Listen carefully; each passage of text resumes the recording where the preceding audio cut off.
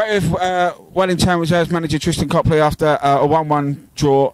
Tristan, I thought the first half, I thought it was fairly even. I thought we had just the better of the chances. Are you disappointed we didn't push on from 1-0 to let them back in the game? Yeah, it's definitely one of those games where we needed a second goal. You're right, it was fairly even first half. I think the first 20 minutes they were better than us, they kept the ball better. We tried silly things playing out from the back. But as the half went on, we seemed to get better, and that happens weekly because with it being a reserve team, every week I've got a different 16. So it kind of takes them 20 minutes to get used to knowing each other. But it was one of them games where you didn't want the half to finish, and obviously we scored right with the last kick of the first half, and that was really the story of the first half. Yeah, it was added on time in the first half with Ryan Golding. We'll go on to how difficult is it when you've got first team players dropping down for a game as a reserve team manager? It is difficult because you've got to keep those players that are in the reserves happy. So you've got to explain the reasons why. I know some managers will just say, well, this is my 16, but I always give a reason. So there's 3 players there coming back from injuries and suspensions that needed minutes, so they got minutes. But also explaining to the first team how important it is that, yes, you're playing in the reserves, but it matters. There's 3 points on the line, so give it as much as you would if you played in the first team. Do you think the first team players equipped themselves well today? Yeah, really. I think Dom was my man of the match. I think he won everything in the centre of midfield. I think he was instrumental in the goal when he started to push forward. He was helping Golding out, and I made the change at half time so that Liam Donaldson could come on and support Golding because there was gaps there. But yeah, all 3 of them did really well considering they've been out for the period of time that they have. And what of your usual players stood out for you today?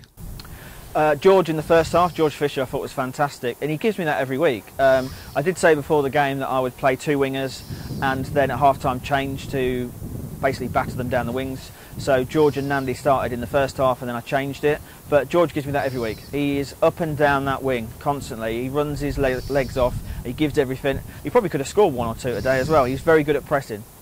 What do you think we could have done better in the second half to have kicked on and nicked a second goal? Composure on the ball.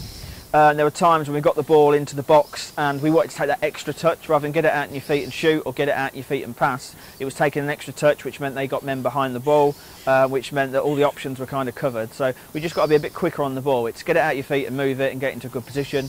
And I don't know if it's because the cameras are on. I've said to the guys that the best players in the world are 1-2 touch, get into space. It won't impress me if you take 5 touches and lose it, or take 5 touches and the other team get back. So we just got to do what we do, but just a little bit quicker. And then when we do get a second goal, and we've done it previously in the season, is then we can start playing sort of fancy football in the final third. But you've got to earn the right, and we didn't. And a breakaway goal, and it's a different game then. Did you think they were trying to hang on a bit at the end and they went a little bit cautious, and then we really sort of got into the final third and got around their box?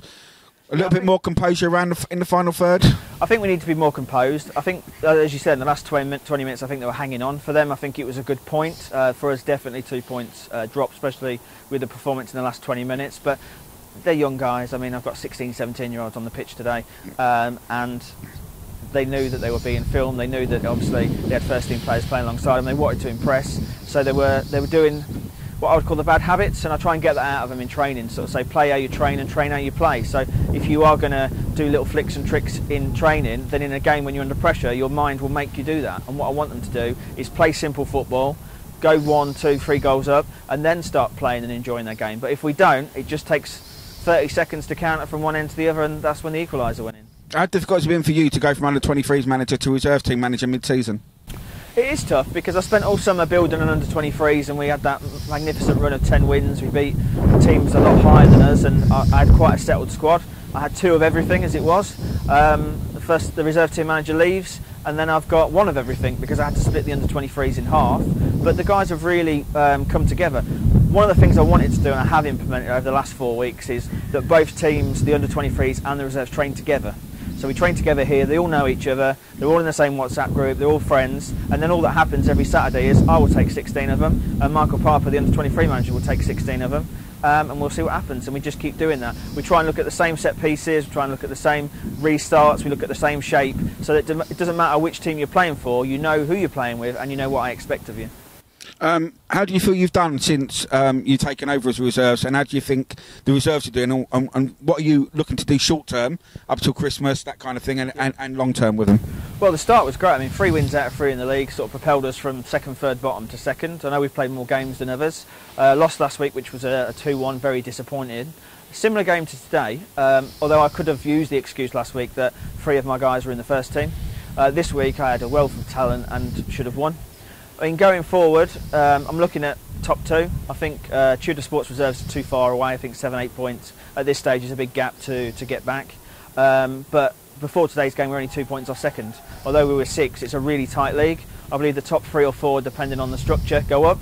So for me, second is the aim for this team. But most importantly, players to get into the first team. And I was really proud of the 3 that made their debuts last week against St Peters.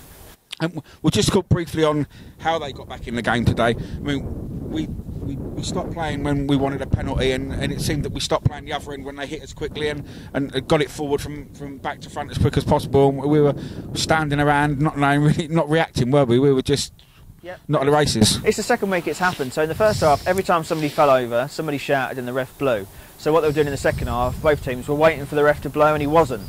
And just before, about 2 minutes before, I said to the players, you've got to play to the whistle. He ain't giving it, you've just got to play on. And they didn't. So, same as last week, quick break, up the other end, and the equaliser. And last week, he actually turned the game and we lost.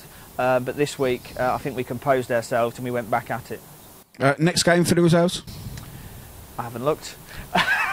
That's quite good. You don't. It's one game at a time. You'll start preparing for the team, but you don't fear anybody in that league. Is that right? And it's that thing is, if we've got our strongest 11 out every week, then I fancy us to win and to get promoted. If we don't, then I have confidence in the under-23s. But I do take every game as it comes, and I know that's a cliche. But as I say to the players, if you want to lift silverware in April, you've got to make sure you win on a cold afternoon in October. Every 3 points, every point matters. So we'll go on from there. But no, 1 loss out of 5 league games and 2 losses out of 7 games.